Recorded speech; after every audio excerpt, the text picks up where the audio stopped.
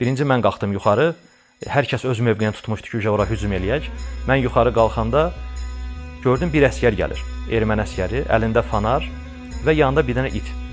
Amma o səs eşidib, amma bilmir nədir. O heç vaxt başa düşməzdi ki, Azərbaycan əsgərləri, zabitləri, gizirləri buradadır.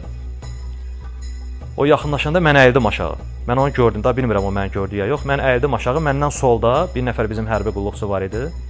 Mən ona dedim ki, adı Rızadır. Köhnələrdəndir, köhnə baş gizirimizdir, təcrübəli şəxsdir. Dedim, Rıza, əsgər yaxınlaşır bizə, mənim əlimdəki silahla mən bunu vurub, silahı, yəni, belə adam üçün tərk eləmək istəmirəm də. Mən istəyirəm, böyük bir sığınacağı məhv edim. Rıza qalxdı, belə baxdı, Rızada isə avtomat silah idi.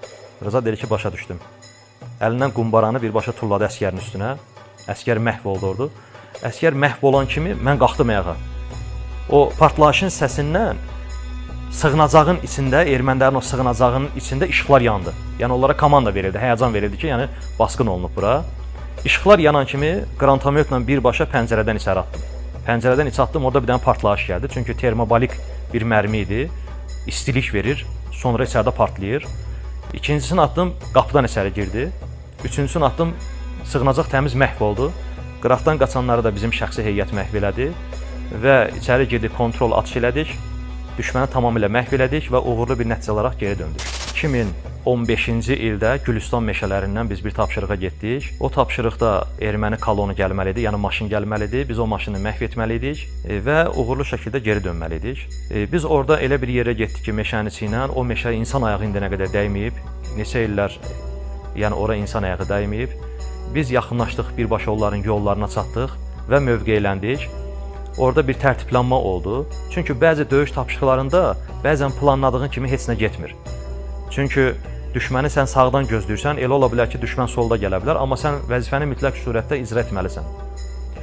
Düşmən texnikası əgər sağdan gələrsə, filan kəslər hücum edəcək, soldan gələrsə, təyin olunduğu şəxslər hücum etməlidirlər. Elə oldu ki, biz tərəfdən gəldi.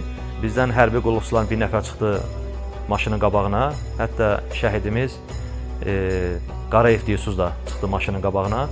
Biri sağdakı şoförü vurmalı idi, soldakı isə onun yanında starşı var idi, böyük. Onu vurmalı idi. Rəhmətli Dilsuz, Allah rəhmət eləsin, şoförü vurdu. Yanındakı isə vuranda silahın qapağı atdı. Yəni silah qapağı atdı. Silah qapağı atan kimi orada belə sürpriz bir an deyilir orada. Rəhmətli Dilsuz soldakını da vurdu. Soldakını da vurdu, amma o vurdu, əyildi maşının yanına. Maşın getdi qabağa, biz də onu partlayışla onu məhv elədik və sonra gözlədik. Maşına yaxınlaşmadıq, çünki onların blindajı daha yaxın idi. Çəkildik geri.